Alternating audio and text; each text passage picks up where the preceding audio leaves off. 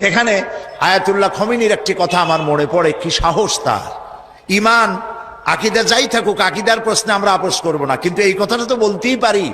যখন আমেরিকা তাকে বলেছিল যে আমার দূতাবাস থেকে যে 56 জনকে গ্রেফতার করা হয়েছে আমেরিকান, এদেরকে ছেড়ে দাও, তা না হলে তোমার খাদ্য রসদ আমেরিকা থেকে যত সাহায্য যায় সব বন্ধ করে দেওয়া হবে। আয়াতুল্লাহ খমেনী জবাব দিয়েছিলেন আমেরিকান প্রেসিডেন্টকে, তুমি কারে খাবারের ভয় দেখাও? যেই জাতির বছরে 1 মাস না খাইয়া থাকা ফরজ, সেই জাতি তোমার খাবারের অপেক্ষা করবে? তোমার মতো কাফেরদের খাবারের কোনো পরোয়া আমরা করি না। মুসলমানেরা যখন ঐক্যবদ্ধ হয়েছিলেন, আল্লাহ তাদেরকে বিজয় দান করেছিলেন সেখানে।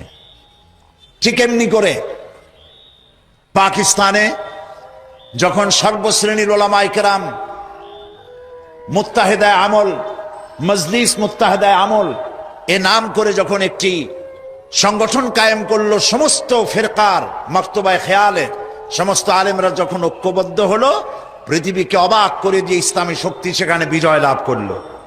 ঠিক অনুরূপভাবে বাংলাদেশ বিগত সরকার এইখানে অত্যাচার করেছে আলেমদের উপরে, এবং সবচাইতে বেশি দুশ্মনী করেছে তারা আলেমদের সাথে। আলেমরা ছিল তাদের জীবনের দুশ্মন। যে কবি তার কবিতার মধ্যে লিখেছে, ফজরের নামাজ যখন, ফজরের আজান যখন শুনি, মনে হয় যেন বেশ্যা তার খরিদ্দার ডাকতেছে।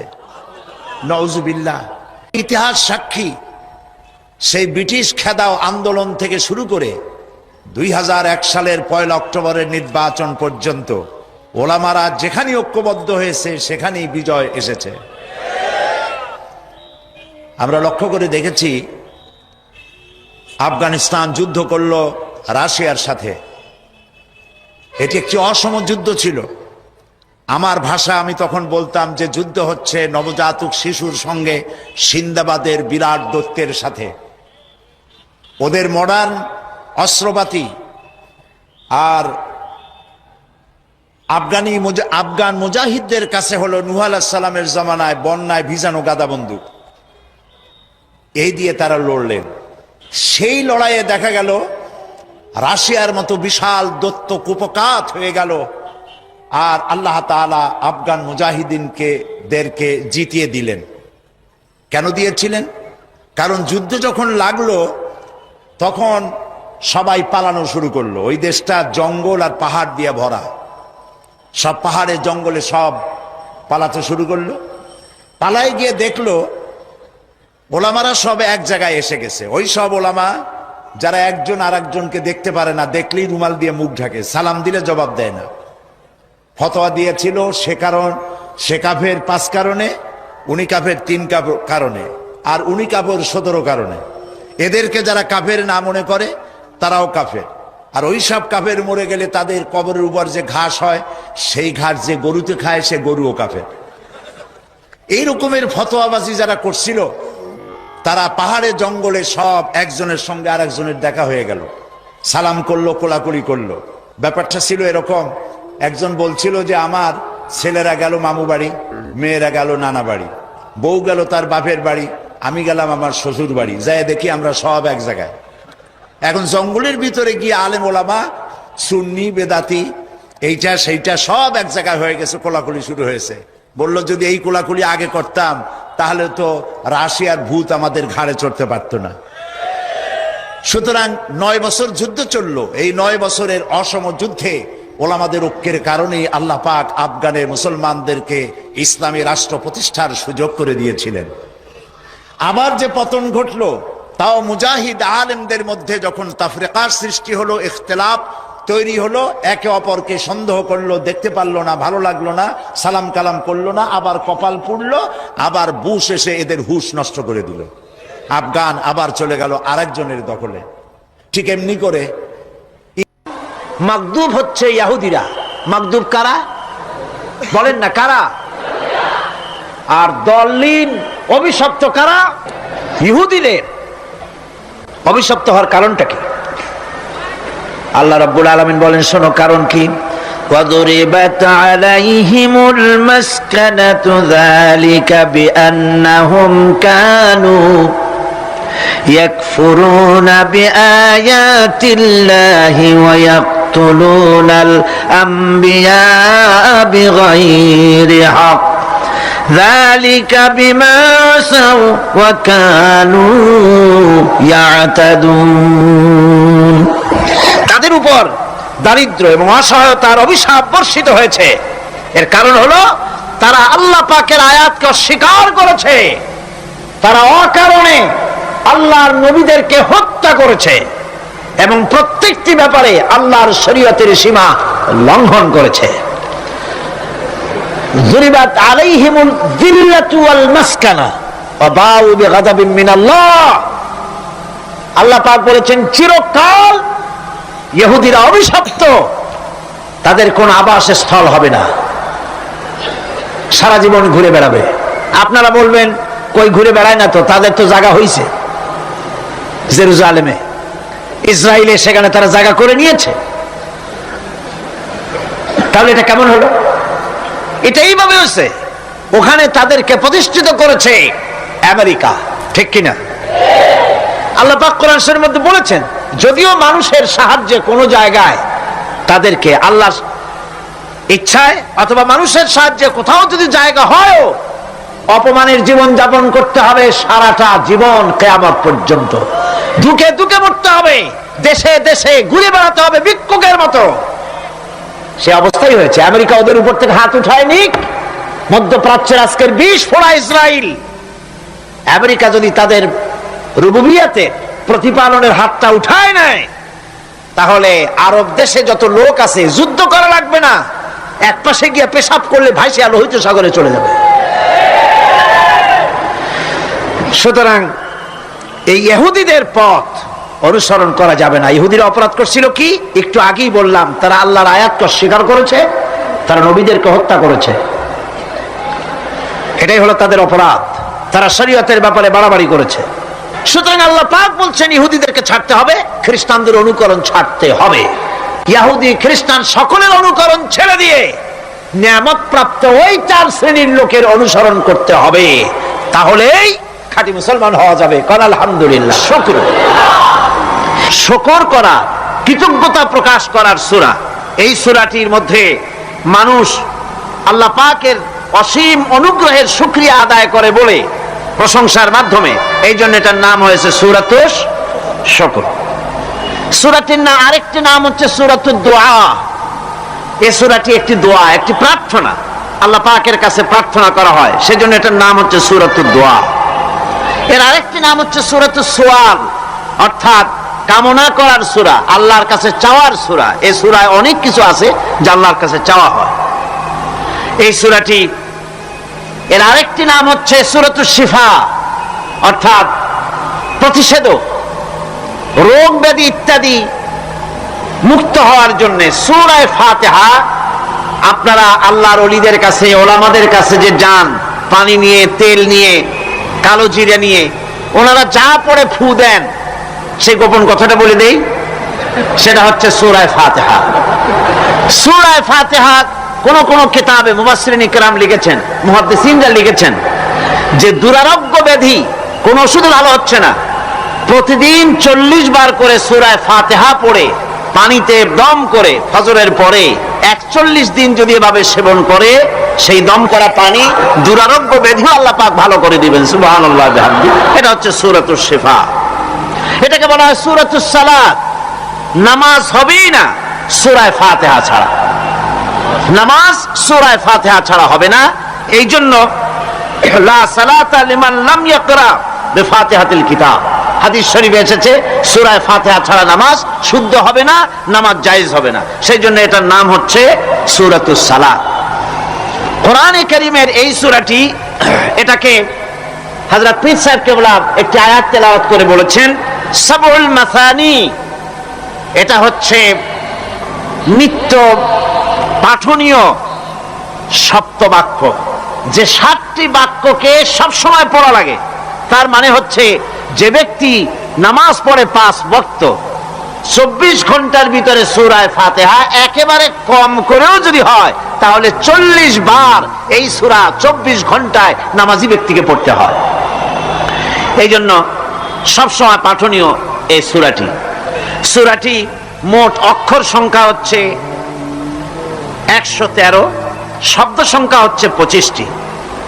এটি হচ্ছে সূরা ফাতিহা, একটি রুকু, 7টি আয়াত। নাজিলের অবতীর্ণ হওয়ার স্থান হচ্ছে মক্কা আল মুকাররমা। রাসূল করিম সাল্লাল্লাহু আলাইহি ওয়াসাল্লামের মক্কি জিন্দেগিতে সূরাটি অবতীর্ণ হয়। শুরু হচ্ছে সূরা ফাতিহা, আলহামদুলিল্লাহি রাব্বিল আলামিন। সূরা ফাতিহা আমি বলি এটি যেন একটি অভিনন্দন পত্র। এটি কি? অভিনন্দন পত্র। বান্দা দিচ্ছে তার রবকে, রবের ভাষায় শেখানো অভিনন্দন পত্র বান্দা তার রবকে প্রকাশ করছেন, দিচ্ছেন। অভিনন্দন পত্রে 3টা জিনিস থাকে, আপনারা লক্ষ্য করে শুনলে বুঝতে পারবেন ইনশাআল্লাহ। একবার ভাবুন যে কত বড় কথা, 30 পারা কোরআনের মধ্যে যা আছে তার সবটা আল্লাহ পাক তার সারাংশ সূরা ফাতিহায় ঢুকাইছেন। তাহলে এটা জিনিসটা কি এটা বুঝতে হবে, এবং সেই ধরনের অন্তর নিয়ে, মন নিয়ে বসতে হবে আর বুঝতে চেষ্টা করতে হবে। আমি ধীরে ধীরে আপনাদের সামনে পেশ করব ইনশাআল্লাহ, বিইজনিল্লাহ, বিমাশিয়াতিল্লাহ, বিফদলিল্লাহ। সূরা ফাতিহার মধ্যে আমি বলেছি এটা একটি অভিনন্দন পত্রের মতো। কিরকম? অভিনন্দন পত্রে 3টা জিনিস থাকে। কয়টা জিনিস থাকে? 3টা। প্রথমে থাকে প্রশংসা। অভিনন্দন পত্রে প্রথমে কি থাকে? প্রশংসা। 2 নম্বরে থাকে পরিচয়। 3 নম্বরে থাকে দাবি। 3 নম্বরে থাকে দাবি। প্রথমেই দাবি করা হয় না, এটা ঠিক না। প্রথমেই প্রশংসা। সমস্ত অভিনন্দন পত্র আপনারা দেখবেন, মন্ত্রী আসুক, প্রেসিডেন্ট আসুক, অভিনন্দন পত্র পেশ করা হয়, সুন্দর ভাষায় লেখে, হে সংগ্রামী জননায়ক, গরিবের বন্ধু, জাতির কিছু একটা, এইভাবে করে বহুত প্রশংসা করে তারপরে তার নাম খুঁজে পাওয়াই মুশকিল প্রশংসার ঠেলায়। আপনার আগমনী বার্তায় আমাদের এই চট্টগ্রামের আকাশ বাতাস মুখরিত, আবাল বৃদ্ধ বনিতা আনন্দে উদ্বেলিত, কে কি করবে দিশে করতে পারছে না। কিরকম প্রশংসা! এই প্রশংসা দিয়ে তারপরে বলে আমরা চট্টগ্রাম কলেজের কর্তৃপক্ষ, আমাদের বেড়া নাই, টিন নাই, চাল নাই, ইট নাই, সিমেন্ট নাই, আমাদের এগুলি দাবি। তাহলে প্রথমে গেল প্রশংসা, 2 নম্বরে পরিচয়, 3 নম্বরে দাবি। মূলত এই ভদ্রতা প্রথমে কেউ বলে না। মন্ত্রী সাহেব চিটাগং এ আসছেন তো, আমাদের দাবি না মিটাইয়া ঠ্যাং আস্ত নিয়ে ঢাকা ফিরতে পারবেন না, এরকম বলে নাকি? এরকম বললে কিছুই পাওয়া যাবে না। মূলত এই যে ভদ্রতা, এই শালীনতা, এই শিষ্টাচার শিক্ষা দিয়েছে আল কোরআন। সুবহানাল্লাহ। কোরআনে কারিমে যে রব বলা হয়েছে তার অর্থ হচ্ছে, তার অর্থ ব্যাপক, অনেক বিশাল এর অর্থ। এ রব কাকে বলে আমি রবের সমস্ত ব্যাখ্যা করতে পারবো না, তবে অল্প কথায় এমন ভাবে বলতে চেষ্টা করব যাতে করে আপনাদের বুঝে আসবে ইনশাআল্লাহ। আমরা বলি ইনশাআল্লাহ। এখন আপনারা যদি আমাকে প্রশ্ন করেন যে অত কথা বুঝি না, এক লাইনে এক বাক্যে বুঝায় দেন রব কাকে বলে, তাহলে আমি কথাটা এইভাবে বলবো, যাহার যখন যে জিনিসের যতটুকু প্রয়োজন তাহাকে তখন সেই জিনিস ফরিয়াদ করার আগে যিনি পৌঁছে দেন তার নাম হচ্ছে রব। এ রব হচ্ছে তার মধ্যে রুবুবিয়তের সম্পূর্ণ কোয়ালিটিতে ভর্তি। আল্লাহ পাকের মধ্যে রুবুবিয়তের কোয়ালিটি। রব শুধু সৃষ্টি করেই ছেড়ে দেন না, প্রতিপালন করেন, পূর্ণতায় পৌঁছে দেন। সুবহানাল্লাহ বলতে ইচ্ছে করে না ভাইরা? দেখেন আল্লাহ রাব্বুল আলামিন এমন রব, বাংলাদেশের কুকুর আর আমেরিকা ইউরোপের শীত প্রধান দেশের কুকুর একরকম নয়। আমাদের দেশের পশু ইউরোপ আমেরিকা শীত প্রধান দেশের পশু একরকম নয়। তার কারণ হলো আমাদের দেশে শীত কম, নাতিশীতোষ্ণ অঞ্চলের মধ্যে খানিকটা পড়ে যায়। এখানে পশুদের গায়ে কম পশম থাকলে কোনো অসুবিধা নাই। ভেড়া, ঘোড়া, কুকুর, বন্য প্রাণীকে কেউ তো কম্বল দেয় না, ল্যাপ দেয় না, রাজাই দেয় না, খাতা দেয় না, চাদর দেয় না। আল্লাহ রাব্বুল আলামিন তিনি এমন রব, শীত প্রধান দেশের পশুদের গায়ে পশম দিয়া চিরস্থায়ী কম্বল জড়ায় দিয়েছেন। এটা হচ্ছে রব। প্রতিপালনের পদ্ধতি কি সুন্দর করে তিনি প্রতিপালন করছেন, কি সুন্দর করে তিনি পশু পক্ষীগুলিকে তাদের আহার জোগাড় করছেন, প্রতিপালন করছেন। তিনি রব, মানুষকে সৃষ্টি করেছেন, আমাদেরকে সৃষ্টি করেছেন, সব প্রয়োজন মিটাইছেন। সুবহানাল্লাহ ওয়া বিহামদিহি, সকল প্রয়োজন মিটিয়েছেন, একটা জিনিস বাদ রাখেন না। আমি এই জন্য বলি যে কোরআন হচ্ছে বিজ্ঞানের উৎস। কোরআন বিজ্ঞানের কি? বিজ্ঞানের আবিষ্কার যত বাড়বে, বিজ্ঞান চিরটা কাল কোরআনের কাছে ভিক্ষার হাত দিয়ে এতিমের মতো দাঁড়ায় থাকবে কিয়ামত পর্যন্ত। আল্লাহ বিহামদিহি, বিজ্ঞানীরা বলেছেন আমাদের এই পৃথিবীটা, আল্লাহ না করুন কখনো, আমাদের এই পৃথিবীটা যদি কোনো ব্ল্যাক হোলের আওতায় পড়ে, ওর রেঞ্জে আসে, তাহলে মাত্র 2 সেন্টিমিটারের মধ্যে পৃথিবীটা তার ঘনত্ব লাভ করে ব্ল্যাক হোলের মধ্যে অদৃশ্য হয়ে যাবে, হারায় যাবে, অস্তিত্ব থাকবে না। আল্লাহ পাক, আশ্চর্য লাগে আমার বিজ্ঞানের বইপত্র যখন পড়ি, আমার কাছে আশ্চর্য লাগে 1400 বছর আগে নবী কোনো বিজ্ঞানাগারে পড়াশোনা করেন নাই, কোন সায়েন্স নিয়ে রিসার্চ করেন নাই। সেই নবীর মুখ থেকে এমন বিজ্ঞানময় কোরআন আল্লাহ বের করালেন, যে আজকের পৃথিবীর মডার্ন যুগের বিজ্ঞানীরা কোরআনের কাছে এতিম হয়ে দাঁড়ায় আছে। পৃথিবীর কোন বিজ্ঞানী বলতে পারবে না যে কোরআনে কারিমের অমুক আয়াতটা আনসাইন্টিফিক, এটা হাদিস আমাদের বিজ্ঞানের সাথে মিল খায় না, এমন কথা বলতে পারবে না। বরং কোরআন সার্টিফাই করবে তোমার এই বক্তব্য, তোমার এই থিওরি মোস্ট আনসাইন্টিফিক। কোরআন বলবে, ওরা বলতে পারবে না যে আয়াতটা আনসাইন্টিফিক। সুতরাং কোরআন হচ্ছে মহান বিজ্ঞানময়, কোরআন হচ্ছে আল্লাহ পাকের দেওয়া এক মহান বিধান, যে কোরআনের কারণে আল্লাহ পাক আমাদেরকে হেদায়েত দান করেছেন। সুতরাং এই কোরআন হচ্ছে, কোরআনের মধ্যে যা আছে, গোটা কোরআনে যা আছে সব সূরা ফাতিহায় আছে। সুবহানাল্লাহ ওয়া বিহামদিহি। আল্লাহ পাক বলছেন আলহামদুলিল্লাহি রাব্বিল আলামিন। মহব্বতের সাথে পড়েন সবাই, আলহামদুলিল্লাহি রাব্বিল আলামিন। সমস্ত প্রশংসা, যাবতীয় প্রশংসা সে আল্লাহ পাকের, যিনি তামাম জাহানের পালনেওয়ালা রব। আল্লাহ পাক তার কাছে যখন বান্দা আলহামদুলিল্লাহি রাব্বিল আলামিন বলে, তখন প্রশ্ন হয় যে তার যার প্রশংসা তুমি করছো, তোমরা করছো, তার কি আরো কোনো গুণকীর্তন আছে নাকি? আমরা বলি আর রহমানির রহিম, তিনি পরম দাতা এবং দয়ালু। রহমান এবং রহিম দুটি হচ্ছে সমঅর্থবোধক, প্রায় কাছাকাছি অর্থবোধক শব্দ। অসীম মেহেরবান এবং বিশেষ করুণাময় তিনি, যিনি রহমান এবং রহিম।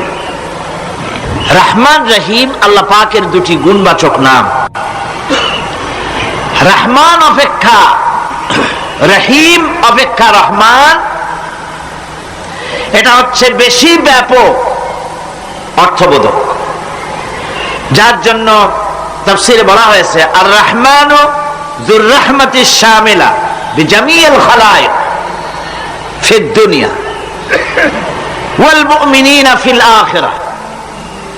অর্থাৎ রহমান তিনি, যিনি এমন রহমতের মালিক যা বিশেষত গোটা বিশ্বের সমস্ত মানুষের জন্য প্রযোজ্য। আর রহিম হচ্ছে শুধু কিয়ামতের দিন পৃথিবীতে রহমান তিনি দয়াবান পৃথিবীর সমস্ত মানুষের জন্য, এবং কিয়ামতে শুধু মুমিনদের জন্য। রহমান কিয়ামতে শুধু মুমিনদের জন্য। আর রহিম হচ্ছে আর রহিম যুর রাহমাতি শামিলা লিল মুমিনিনা ইয়াউমিল কিয়ামা। রহিম হচ্ছে শুধুমাত্র কিয়ামতের দিন আল্লাহ রাব্বুল আলামিন শুধু মুমিন লোকদের জন্য এই বিশেষ দয়া কিয়ামতের দিন করবেন। এখন রহমান হচ্ছেন পৃথিবীর সমস্ত মানুষের জন্য, সমস্ত প্রাণীর জন্য। তার দান থেকে কেউ বঞ্চিত থাকবে না, সকলের জন্য তার দানের দরজা অবারিত, উন্মুক্ত। এই পৃথিবীর বুকে আমরা দেখতে পাই মানুষ তার বন্ধুদেরকেই দেয়, শুধু সরকার হোক আর সাধারণ মানুষ হোক, আপনজনদেরকে নিজের দলকেই বেশি নেয়। কথা ঠিক কিনা? নিজের দলের প্রতি, আত্মীয় স্বজনের প্রতি স্বজন প্রিয়তা মানুষের শরীরের ভিতরে রোগ হিসাবে কাজ করে, আর এভাবে করে নিজের দল আর আত্মীয় স্বজনকে বেশি করে সুযোগ সুবিধা দেয়। শত্রুকে কেউ দেয় না, শত্রুকে কেউ ডেকে ডেকে কোনো জিনিস দিতে চায় না বা দেয় না। আল্লাহ রাব্বুল আলামিন এমন রহমান, এমন দয়াবান, এমন মেহেরবান, যারা তার ইবাদত করে, যারা তাকে স্বীকার করে, আল্লাহ বলে তাকে যারা সেজদা দেয়, আল্লাহ পাক তাদেরকেও দেন। আর যারা আল্লাহকে অস্বীকার করে, আল্লাহ রাব্বুল আলামিনকে মানে না, তার গুণাবলী কি স্বীকার করে না, তার অস্তিত্ব স্বীকার করে না, তারপরেও আল্লাহ রাব্বুল আলামিন কোন নাফরমান বান্দাকেও রহমত থেকে বঞ্চিত করেন না। সে যেই হোক, বেনামাজি হোক, মুরতাদ হোক, নাস্তিক হোক, তারপরে আল্লাহর অনুগ্রহ থেকে সে বঞ্চিত থাকে না। কথা ঠিক কিনা?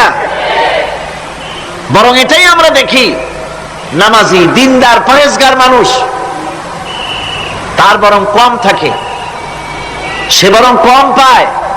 বাড়ি নাই, ঘর নাই, কলকারখানা নাই, আর নামাজ রোজা করে না, হজ যাকাত করে না, আল্লাহর সাথে বিরোধিতা করে, আল্লাহরে মানেই না, বলে দেয়ার ইজ নো গড, স্রষ্টা বলতে কেউ নাই। ইট, ড্রিঙ্ক অ্যান্ড বি মেরি, এই হচ্ছে তাদের থিওরি, তাদের দর্শন, তাদের ফিলসফি। এই জাতীয় লোকগুলি বরং দেখা যায় তারা ক্ষমতা পায়, বাড়ি হয়, গাড়ি হয়, কল হয়, কারখানা হয়, সম্মান পায়। এটা হচ্ছে, এটা কেন?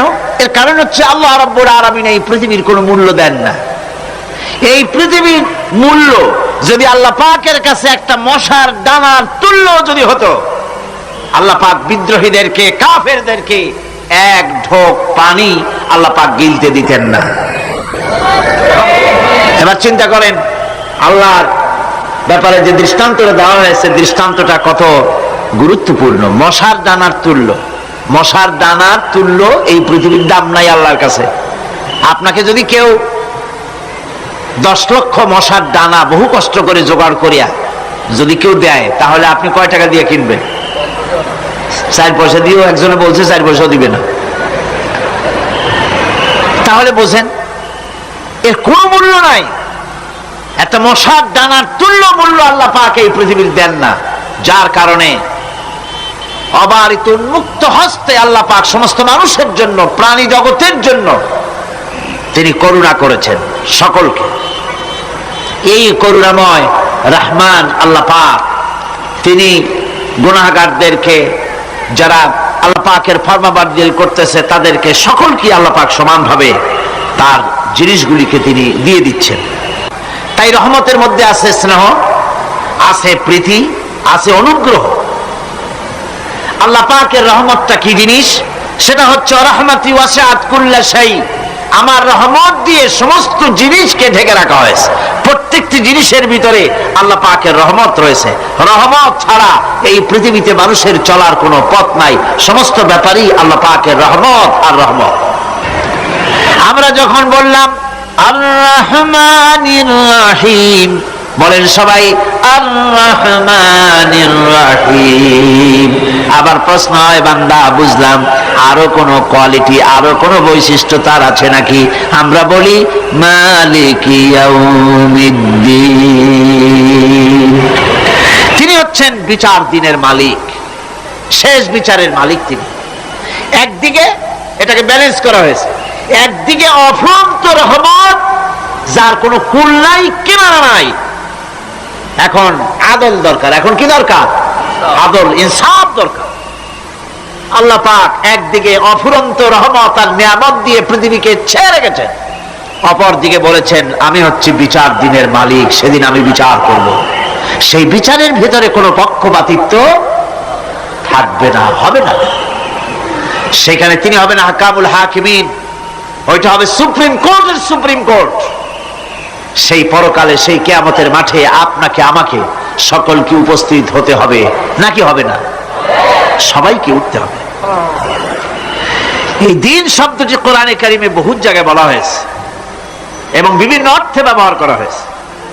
যেমন দিন শব্দের অর্থ প্রভাব, প্রতিপত্তি, আধিপত্য, ইতাআত, বন্দিগি, দাসত্ব, আনুগত্য, নীতি, পথ, পন্থা, হিসাব, ফায়সালা, প্রতিদান, প্রতিফল, এরকম অনেক অর্থ, অনেক অর্থে দিন শব্দ কোরআনে কারিমের মধ্যে ব্যবহৃত হয়েছে। কিন্তু এখানে মালিক ইয়াউমিদ্দিন, এই দিন এখানে ব্যবহার করা হয়েছে প্রতিফল অর্থে। প্রতিফলের দিন, যেদিন প্রতিফল দেওয়া হবে, তিনি হচ্ছেন সেই দিবসের অধিপতি, সেই দিবসের মালিক। সূরা ইনফিতারে আল্লাহ পাক বলছেন ওয়ামা আদরাকা মা ইয়াউমুদ্দিন সুম্মা মা আদরাকা মা ইয়াউমুদ্দিন। বিচারের দিনটি কি তা তোমাকে কে জানালো? আবার জিজ্ঞেস করছি, তোমাকে কে জানালো বিচারের দিনটা কি?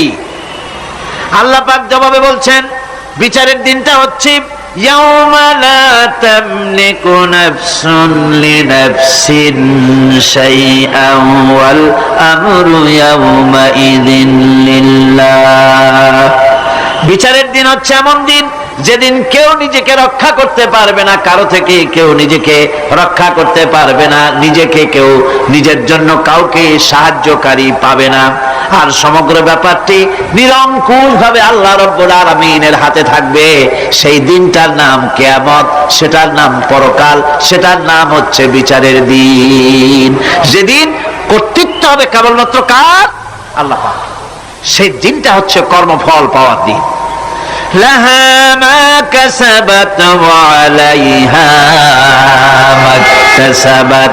প্রত্যেক মানুষই সে উপার্জন অনুসারে সেখানে ফল পাবে। যেমন কর্ম তেমন ফল পাবে, ব্যক্তি হিসাবে পাবে, দল হিসাবে পাবে। তিলকা উম্মাতুন ক্বাদ খালাত লাহা মা কাসাবাত ওয়া লাকুম মা কাসাবতুম ওয়া লা তুসআলুনা আম্মা ইয়ামালুন। প্রত্যেক মানুষই তার উপার্জন অনুসারে ফল পাবে। যা সে পাবে তা নিজের উপার্জন ছাড়া আর কিছুই না, আর যে ফল পাবে সেটাও তার উপার্জন। সুতরাং কিয়ামতের দিন আল্লাহ মানুষের উপরে কোনো জুলম করবেন না, অত্যাচার করবেন না। আল্লাহ পাক তো তার বান্দার জন্য জুলুমকারী নন, ঠিক কিনা? আল্লাহ পাক বলছেন মান আমিলা সালিহান ফালিনাফসিহি ওয়া মান আসাআ ফাআলাইহা ওয়া মা রাব্বুকা বিযাল্লামিন লিল আবিদ। যে ব্যক্তি পুণ্য কাজ করলো সে নিজের কাজে নিজের স্বার্থেই তা করলো। আমরা যে নামাজ পড়ি এটা কি আল্লাহর স্বার্থ? কথা কন, আল্লাহর স্বার্থ? সারা পৃথিবীর সমস্ত মানুষ যদি আল্লাহরে সেজদা দেয়, আল্লাহর ক্ষমতা আরো কিছু কালের জন্য বাড়বে নাকি? সমস্ত মানুষ যদি আল্লাহকে অস্বীকার করে, বিদ্রোহী ঘোষণা করে, বিদ্রোহ ঘোষণা করে, তাতে কি আল্লাহর ক্ষমতা শেষ হয়ে যাবে? নাউযুবিল্লাহি মিন যালিক। যেমন ছিলেন তেমনই থাকবেন। সুতরাং আমরা যা করি, আমরা নামাজ পড়ি নিজেদের জন্য, আল্লাহকে খুশি করার জন্য, কিন্তু কল্যাণটা আমার। কল্যাণটা কার? আমার। রোজা, হজ, যাকাত, তেলাওয়াত যা করি সব আল্লাহকে খুশি করার জন্য, কিন্তু স্বার্থ পুরাটাই আমার, আমার কল্যাণের জন্যই আমি করি। এবং আল্লাহ হচ্ছেন তিনি তোমাদের রব। ওমা রাব্বুকা বিযাল্লামিন লিল আবিদ। তোমাদের রব হচ্ছেন তিনি যিনি বান্দাদের উপরে কখনো অত্যাচার করেন না, জুলম করেন না, মেহেরবানি দিয়ে যিনি ছেয়ে রাখেন, তিনি হচ্ছেন আল্লাহ পাক। সুতরাং সেই কিয়ামতের মাঠে আল্লাহ পাকের দরবারে আমাদের সকলকেই উঠতে হবে। আল্লাহ পাকের দরবারে আমাদের সামনে, আল্লাহ পাকের সামনে দাঁড়াতে হবে। সেদিন আমাদেরকে কেউ বাঁচাতে পারবে না। সেদিন আল্লাহ পাক এর দরবারে যেন আমরা আসামি না হই, সেজন্য এই পৃথিবীতে কোরআন অনুযায়ী আমাদের জীবন করতে হবে, সুন্নাহ অনুযায়ী জীবন করতে হবে, তাহলে পরকালে আল্লাহ পাকের কাছে নাজাত পাওয়া যাবে। বড় কঠিন জায়গা, বড়ই কঠিন জায়গা। এবার প্রশ্ন হচ্ছে, তোমরা যারা আমার প্রশংসা করলে তোমরা কারা? জবাবে আমরা বলছি, ইয়্যাকা না'বুদু ওয়া ইয়্যাকা নাস্তাঈন। আয় আমার রব, আমরা হচ্ছি তোমার বান্দা, একমাত্র তোমারই গোলামি করি, একমাত্র তোমারই একমাত্র তোমারই ইবাদত করি। আর কারো ইবাদত, এই শব্দটা লাগাইলে কি বোঝা যায়? যে আর কারো করি না, একমাত্র তোমারই ইবাদত করি আর একমাত্র তোমারই কাছে সাহায্য প্রার্থনা করি। আমরা তোমার বান্দা। এবার প্রশ্ন হচ্ছে, চাও কি? পরিচয় তো শুনলাম, চাও কি? আল্লাহ রাব্বুল আলামিন আমাদেরকে শিখায় দিলেন, কত বড় মেহেরবান তিনি, কত দয়ালু তিনি। তার কাছে চাওয়ার ভাষাটাও তিনি আমাদের শিখায় দিলেন। জোরে কোন সুবহানাল্লাহ। রব্বুল আলামিন আমাদের শিখালেন, এভাবে চাও, ইহদিনাস সিরাতাল মুস্তাকিম সিরাতাল্লাযীনা আন'আমতা আলাইহিম গায়রিল মাগদুবি আলাইহিম ওয়ালাদ-দাল্লিন। আয় আল্লাহ, ইহদিনাস সিরাতাল মুস্তাকিম, একটা রাস্তা চাই, সহজ সরল সঠিক একটি পথ চাই তোমার কাছে। সেই পথটা চাই যে পথ হচ্ছে নিয়ামত প্রাপ্তদের, অভিশপ্ত এবং পথভ্রষ্টদের পথ নয়। যে পথ নিয়ামত প্রাপ্তদের, ওই ধরনের একটা পথ আমরা চাই। পথ দেখাবার মালিককে কোরআনে কারীম বলছে, আল্লাহ রাব্বুল আলামিন বলেন, ওয়া আলাল্লাহি কাসদুস সাবিলি ওয়া মিনহা জাইরুন ওয়ালাউ শাআ লাহাদাকুম আজমাইন। ওয়া আলাল্লাহি কাসদুস সাবিল, সোজা রাস্তা বলে দেওয়ার দায়িত্ব আমি আল্লাহর। সোজা রাস্তা বলে দেওয়ার দায়িত্ব কার?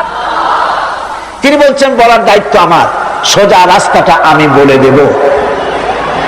আল্লাহ রাব্বুল আলামিনের কাছে বান্দা যখন রাস্তার দাবি করলো, সোজা পথ চাই, সহজ পথ একটা তোমার কাছে চাই, রব্বুল আলামিন সূরা ফাতিহার 7টা আয়াতের এই অভিনন্দন পত্রের জবাবে 30 পারা কোরআন শরীফ আল্লাহ পাক বান্দারে দান করে দিলেন। জবাবে বলে দিলেন, ওয়া আনিবুদুনি হাযা সিরাতুম মুস্তাকিম। সোজা রাস্তাটা হলো আমার আনুগত্য, আমার গোলামি, আমার দাসত্ব, এটাই হলো সোজা রাস্তা। এই সোজা রাস্তাটা আমি বলবো। রাস্তা তো অনেক হতে পারে, কিন্তু সোজা রাস্তা বলে দেওয়ার দায়িত্ব কার? আল্লাহ পাকের। দেখেন, এই যে বিশাল মাহফিল, এই মাহফিলে যত লোক আসছে, সব লোক কি এক মতের, এক চিন্তার, এক আদর্শের? না। এই কয়েক লক্ষ জনতার ভেতরে হাজারো মতের লোক আছে, হাজারো চিন্তার লোক আছে, হাজারো আদর্শের লোক আছে। সব আদর্শ, সব চিন্তা, সব কি ঠিক? সবটাই কি নির্ভুল? না, সঠিক নির্ভুল একটা। কয়টা হয়? একটাই হয় মাত্র। এই জন্য আমি দৃষ্টান্ত দিতে গিয়ে বলি, অঙ্ক পরীক্ষা যেদিন হয়, ছেলেরা অঙ্ক পরীক্ষা যেদিন দেয়, সেই অঙ্ক পরীক্ষা দিতে গিয়ে অঙ্ক যারা ভুল করে, তাদের ফলাফল কয় রকম হয় বলেন? হ্যাঁ, অনেক রকম হয়। আর যাদের অঙ্ক যাদের ঠিক হয়, তাদের ফলাফল কয় রকম? একরকম। তার অর্থ কি? তার অর্থ হলো ভুলের পথ অনেক, আর হকের পথ, বাতিলের পথ অনেক, ভুলের পথ অনেক, সঠিক এবং হক যেটা, তার পথ হচ্ছে মাত্র একটা। এই জন্যে আল্লাহ রাব্বুল আলামিন তিনি সোজা রাস্তা বলে দেওয়ার দায়িত্বটা নিয়েছেন। কোরআন বলছে, প্রত্যেকটি সৃষ্টির শুরু হতে শেষ পর্যন্ত 4টা স্তর পার হতে হয়। তার সর্বশেষ স্তর হলো হেদায়াত। চারটি স্তর পার হওয়ার সর্বশেষ স্তর হচ্ছে হেদায়াত। আল্লাযী খালাকা ফাসাওয়া ওয়াল্লাযী কাদ্দারা ফাহাদা। তিনি সকল বস্তুকে সৃষ্টি করেন এবং তারপর তার পরিমাপ, তার কর্মপথ, তার হেদায়েত তিনি দিয়ে দেন। তার মানে হচ্ছে তিনি সৃষ্টি করেন, সামঞ্জস্য রাখেন, পরিমাপটা ঠিক করেন এবং পথের নির্দেশ দেন। সৃষ্টি করেই ছেড়ে দেন না, তার হেদায়েত দিয়ে দেন। তার পরিমাপটা ঠিক করেন, সামঞ্জস্য করেন। কিরকম? দেখুন, আপনি যখন দাঁড়ান তখন আপনার পায়ের উপরে হাঁটু থেকে হাঁটুর নিচের যে অংশ পা পর্যন্ত, ওইটারে কি কয়? পা, নলা। এই তো ঠিক বলছেন, নলা। আপনারা আমাকে সাহায্য করবেন যেখানে আমি আটকে যাই। নলা, এই নলাটা পায়ের সেন্টারে যদি রাখা হতো, বুঝেন ভালো করে, পায়ের সেন্টারে এই জায়গাটা, এটা ধরুন পা, এই জায়গাটা যদি হতো পায়ের নলাটা, হয় সিটায় পড়তেন না হয় ফুটোয় পড়তেন।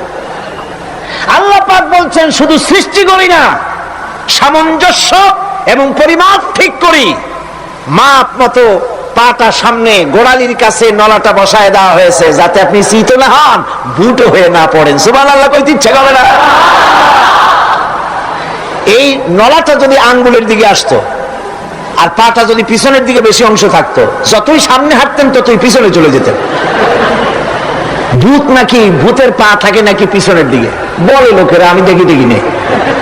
ভূত নাকি সামনে আগাতে গেলে পিছনে চলে যায়।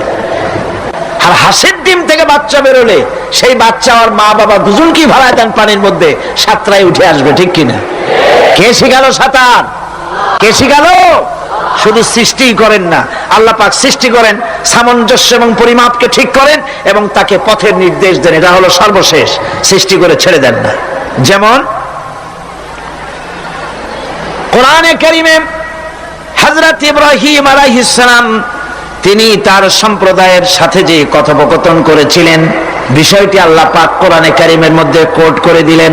এই হেদায়েতের বিষয় সেখানে আছে বলে আল্লাহ পাক বিষয়টা কোরআনে জায়গা করে দিলেন। ওয়া ইয ক্বালা ইব্রাহিমু লিআবিহি ওয়া কওমিহি ইন্নানি বারাউম মিম্মা তা'বুদুন ইল্লাল্লাযী ফাতারানি ফাইন্নাহু সায়াহদিন। ইব্রাহিম আলাইহিস সালাম তার পিতা এবং তার গোত্রকে বললেন, তার সম্প্রদায়ের লোকদেরকে, নিঃসন্দেহে আমি মুক্ত, আমি পবিত্র। তোমরা যেসব জিনিস দিয়ে যেসব এর ইবাদত করো, গোলামি করো, আনুগত্য করো, আমি তার থেকে পবিত্র। আমি তো শুধু ইবাদত করি, গোলামি করি সেই স্রষ্টা যিনি আমাকে সৃষ্টি করেছেন। আমার সম্পর্ক শুধুমাত্র সেই সত্তার সাথে যিনি সৃষ্টি করেছেন। আল্লাযী খালাকানি ফাহুয়া ইয়াহদিন, যিনি আমাকে সৃষ্টি করে শুধু সৃষ্টি করেন নাই, আমাকে হেদায়েত দিয়েছেন, আমাকে পথের দিশা দিয়েছেন। ওয়াল্লাযী হুয়া ইউতঈমুনি ওয়া ইয়াসকিন, যিনি আমাকে সৃষ্টি করেছেন তিনি হেদায়েত দিয়েছেন, আর আমি যখন তৃষ্ণার্ত হই তিনি আমাকে পান করান, আমি যখন ক্ষুধার্ত হই তিনি আমাকে আহার দেন। ওয়া ইযা মারিতু ফাহুয়া ইয়াশফিন, আর যখন অসুস্থ হই তখন তিনি আমাকে রোগ মুক্ত করে দেন। সুবহানাল্লাহি ওয়া বিহামদি। ইন্না হাদাইনাহুস সাবিলা ইম্মা শাকিরান ওয়া ইম্মা কাফুরা, নিশ্চয়ই আমি তাদেরকে তাদের কর্মপন্থা প্রদান করেছি, আমি তাদেরকে হেদায়েত দিয়েছি, চলার পথের দিশা দিয়েছি। এখন ইচ্ছে করলে সে কৃতজ্ঞ হতে পারে, ইচ্ছে করলে অকৃতজ্ঞতার পথও অবলম্বন করতে পারে। আমি তাকে হেদায়েত দিয়ে দিয়েছি, পথ দেখিয়ে দিয়েছি। ডান এবং বাম দুটি রাস্তা আল্লাহ পাক দেখিয়ে দিয়েছেন। আসহাবুল ইয়ামিন, আসহাবুল শিমাল, একটা ডানপন্থী আর একটা বামপন্থী। আমাদের দেশে কিছু লোক আছে নাম মুসলমান, কিন্তু বলে যে আমরা বামপন্থী আন্দোলন করি। অথচ সমস্ত ডানপন্থীদের জায়গা হবে জান্নাতে যদি জান্নাতের আমল করতে পারে। ডানপন্থীদের নেতা হচ্ছেন দুনিয়ার সমস্ত পয়গম্বরেরা, আর বামপন্থীদের নেতা হলো শয়তান। বামপন্থীদের নিয়ে শয়তান যাবে কিয়ামতে জাহান্নামে। আল্লাহ পাক রাস্তা বলে দিয়েছে। আল্লাহ রাব্বুল আলামিন বলেন, আলাম নাজআল লাহু আইনাইনি ওয়া লিসানান ওয়া শাফাতাইন ওয়া হাদাইনাহুন নাজদাইন। আমি কি তোমাদের দুটি চক্ষু দেইনি, দেখার জন্য দুটো চোখ দেই নাই? আমি কি তোমাদেরকে কথা বলার জন্য দুটো ঠোঁট দেই নাই? এরপরে আমি কি তোমাদেরকে ভালো মন্দ বোঝার জন্য আমি কি হেদায়েত দেইনি? ভালো মন্দ সবটা বোঝার জন্য আমি তোমাদেরকে হেদায়েত দিয়েছি। সুতরাং এই হেদায়েতের রাস্তা ছেড়ে দিয়ে তোমরা নিজেদেরকে গুমরাহির মধ্যে ডুবিয়ে দিও না। আমার দেওয়া হেদায়েতের রাস্তায় নিজেদেরকে পরিচালিত করার জন্য প্রচেষ্টা করো। সিরাতুল মুস্তাকিম, এজন্য মডেল দরকার। কার অনুসরণ করব?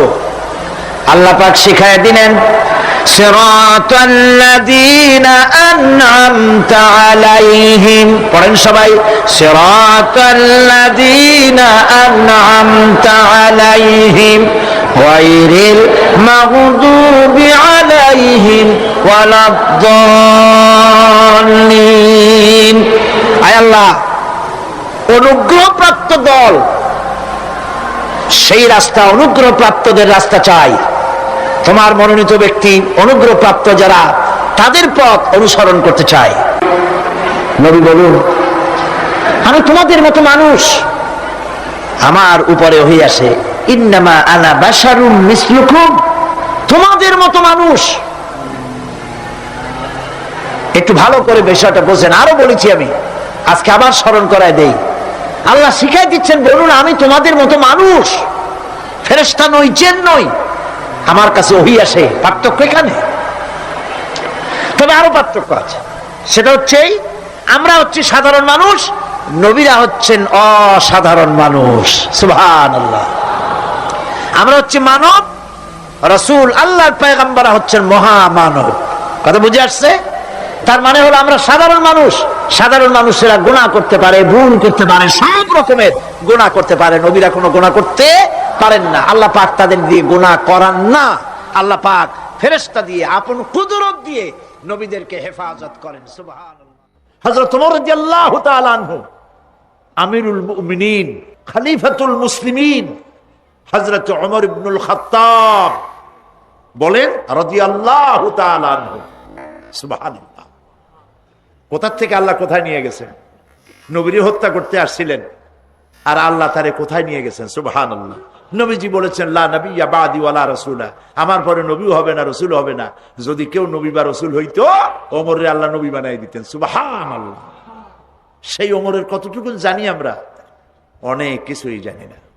খালি ইসলাম কবুল করছিল কেমনে, এই ঘটনা ছাড়া অনেক আলেমরাও জানেন না, ইল্লা মাশাআল্লাহ। যারা পড়াশোনা করেন তারা জানেন। ইখওয়ানুল মুসলিমিনের, ইখওয়ানুল মুসলিমুন এর ওস্তাদ, এর মুর্শিদ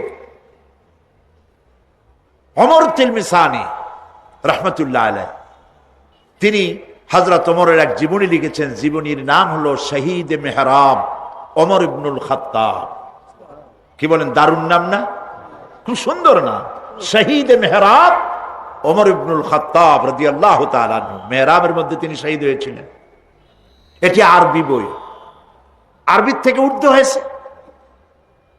এটি বাংলায় ছিল না, আল্লাহর মেহেরবানি এটা বাংলাও হয়ে গেছে, আলহামদুলিল্লাহ বলেন।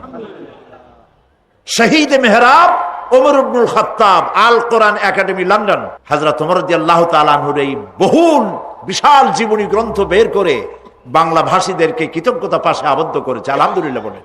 আপনারা কিনবেন, এখানে লাইব্রেরির সমূহতে এসে গেছে, কিনবেন, হযরত ওমর সম্পর্কে জানবেন। হযরত ওমর রাদিয়াল্লাহু তাআলা আনহু অন্ধকার রাত্রে একদিকে যাচ্ছিলেন, পেছনে কিছু লোক ছিল। হঠাৎ করে তিনি প্রশ্ন করলেন, আচ্ছা তোমাদের মধ্যে কেউ কি বলতে পারো কোরআনে কারীমের মধ্যে সব থেকে হতাশা ব্যঞ্জক আয়াত কোনটি?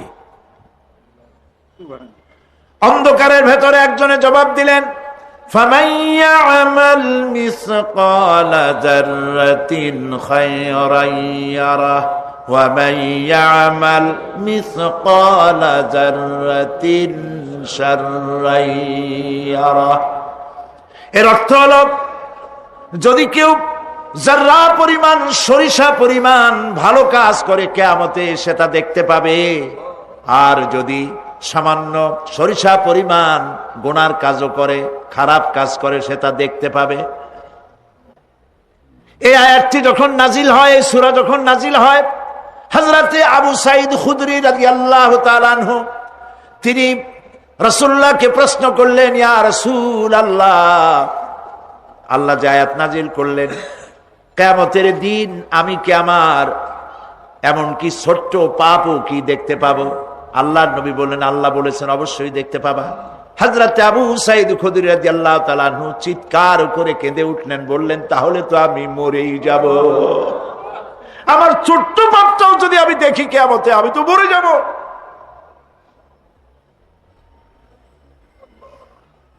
হযরত ওমর রাদিয়াল্লাহু তাআলা আনহু অন্ধকারের ভিতরে হাঁটতেছেন আর কাঁদতেছেন, হাঁটতেছেন আর কাঁদতেছেন।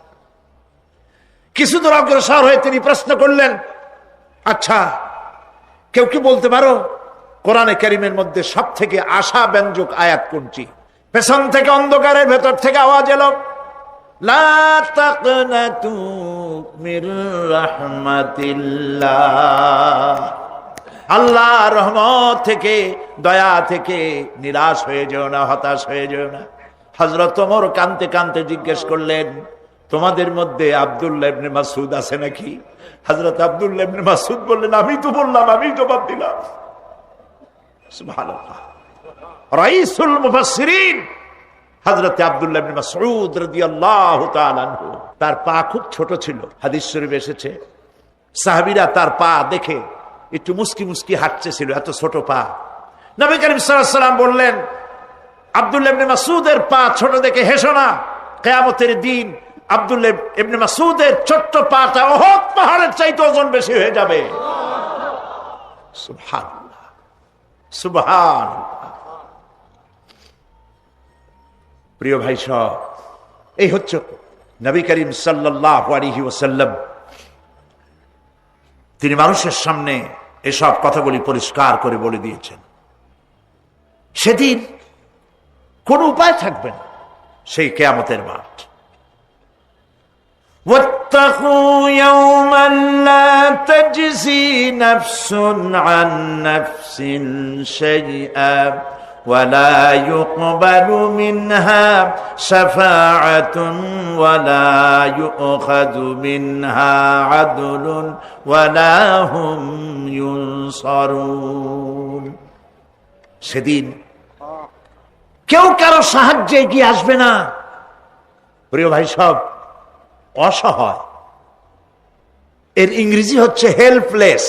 সেদিন গত শুক্রবার এক পুলিশ সমাবেশে আমার জুমার খুতবা ছিল, কয়েক হাজার পুলিশ ছিল সেখানে। আমি আলোচনার মধ্যে এই আলোচনাটা সেখানে আসলো। বললাম, এই পৃথিবীতে আক্ষরিক অর্থে কোনো মানুষ হেল্পলেস হয় না, অসহায় হয় না। কেউ না কেউ সহায় হয়েই যায়, হয় স্বামী, না হয় পিতা, না হয় ছেলে, না হয় মেয়ে, না হয় আত্মীয়, না হয় সরকার। কেউ না কেউ সহায় হয়েই যায়। একেবারে হেল্পলেস এটা পৃথিবীতে হয় না। অসহায় কারে বলে? কিয়ামতের মাঠে মানুষ তা টের পাবে। আল্লাহ তাআলা কিয়ামতের দিন তুমি আমাদেরকে অসহায় করে দিও না। কিয়ামতের দিন তুমি আমাদের জন্য সহায় হয়ে যেও। আল্লাহ পাক বলছেন, সেদিনটি ভয় করো, যেদিন কেউ কারো সাহায্যে এগিয়ে আসবে না, কারো পক্ষে কোনো সুপারিশ গ্রহণ করা হবে না, কারো কাছ থেকে কোনো বিনিময় গ্রহণ করা হবে না, কাউকে কোনো সাহায্য করা হবে না। ইন্না লিল্লাহি ওয়া ইন্না ইলাইহি রাজিউন। আল্লাহ রাব্বুল আলামিন বলেন, لن تنفعكم أرحامكم ولا أولادكم يوم القيامة কিয়ামতের দিন তোমাদের আত্মীয় স্বজন, তোমাদের সন্তান সন্ততি তোমাদের জন্য কিছু মাত্র কাজে লাগবে না। ইয়াউমা ইয়াফিরুল মারউ মিন আখিহি ওয়া উম্মিহি ওয়া আবিহি ওয়া সাহিবাতিহি ওয়া বানিহি, সেদিন মানুষ তার ভাই, মা বাপ, স্ত্রী ও সন্তান থেকে পলায়ন করবে। সেদিন প্রত্যেকে নিজ নিজ অবস্থায় পতিত হয়ে যাবে। পিতা তার সন্তানকে পরিচয় দেবে না, মা তার সন্তানকে চিনবে না, সন্তান তার মাকে চিনবে না। মানুষগুলি দৌড়াতে থাকবে, পালাতে থাকবে, কেউ কারো সাহায্য সেদিন করতে পারবে না। আমার প্রিয় ভাইয়েরা, সেই কিয়ামতে আল্লাহ পাক আমলনামা আল্লাহর আদালতে মানুষের সামনে পেশ করা হবে। পার্থিব জীবনে মানুষ যা কিছু করেছে কোন জিনিস লুকায় রাখতে পারবে না, সব প্রকাশ পেয়ে যাবে। কিয়ামতের পূর্বেই আল্লাহ রাব্বুল আলামিন সব কিছুকে রেকর্ড করে রেখেছেন। আবারও বলছি, আল্লাহ পাক কোনো কিছু গোপন রাখেন নাই। কিভাবে রেকর্ড করছেন? وَكُلَّ إِنسَانٍ أَلْزَمْنَاهُ طَائِرَهُ فِي عُنُقِهِ وَنُخْرِجُ لَهُ يَوْمَ الْقِيَامَةِ كِتَابًا يَلْقَاهُ مَنشُورًا। প্রত্যেকের ভালো মন্দ কর্মলিপি আমি তার গলায় ঝুলাই দিছি। আমি তার জন্য কিয়ামতের দিন একটি কিতাব ওপেন করে দেব, গলায় ঝুলানো আছে। আজ বিজ্ঞানীরা আবিষ্কার করেছে মানুষের শরীরের মধ্যে ডিএনএ এর কথা। এই ডিএনএ এর মধ্যে সে কেমন হবে, তার প্রজ্ঞা, তার মেধা ইত্যাদি সবকিছু ওর মধ্যে ডিএনএ এর ভিতরে বিজ্ঞানীরা খুঁজে পাচ্ছে। আল্লাহ পাক মানুষের গলায় একটা টেপ রেকর্ডার লাগাই দিয়েছেন। সুবহানাল্লাহ বলেন।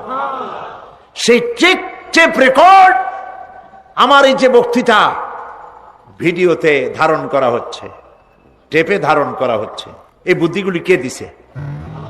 আরে ভাই, কথা বলবেন তো আল্লাহর নাম জোরে না। যে আল্লাহ বুদ্ধি দিয়ে আপনার আমার কথা রেকর্ড করাইতে পারে, সে আল্লাহ পাক আপনাদের আমার সাথে অদৃশ্য একটি টেপ রেকর্ড গলার মধ্যে ঝুলায় রাখছেন। এটা বিশ্বাস করবেন না? কিয়ামতের দিন এই রেকর্ড তার সামনে আল্লাহ পাক বলেন একটা কিতাব ওপেন করে দেব। তারপরে বলা হবে, ইকরা কিতাবাকা কাফা বিনাফসিকাল ইয়াউমা আলাইকা হাসিবা। তাকে বলা হবে, নিজের কর্মলিপি পড়ে দেখো। আজ তুমি নিজেই নিজের হিসাবের জন্য যথেষ্ট। পড়ো। কোথায় যাবা? জাহান্নামে যাবা না বেহেশতে যাবা? তুমি নিজেই তোমার হিসাব করার জন্য যথেষ্ট। সুবহানাল্লাহ। সেদিন কোনো সাহায্যকারী পাওয়া যাবে না, ওকালতি করার জন্য কাউকে পাওয়া যাবে না। বিশ্বাস করুন, বিশ্বাস করুন, কোন পীর সাহেব, কোন খাজা বাবা কিয়ামতের দিন আপনার আমার উপকারে আসবে না, আসবে না, আসবে না।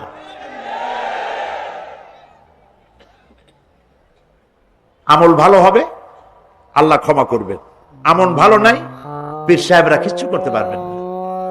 কেউ কেউ মনে করেন পীর সাহেব আমার সুপারিশ করবেন।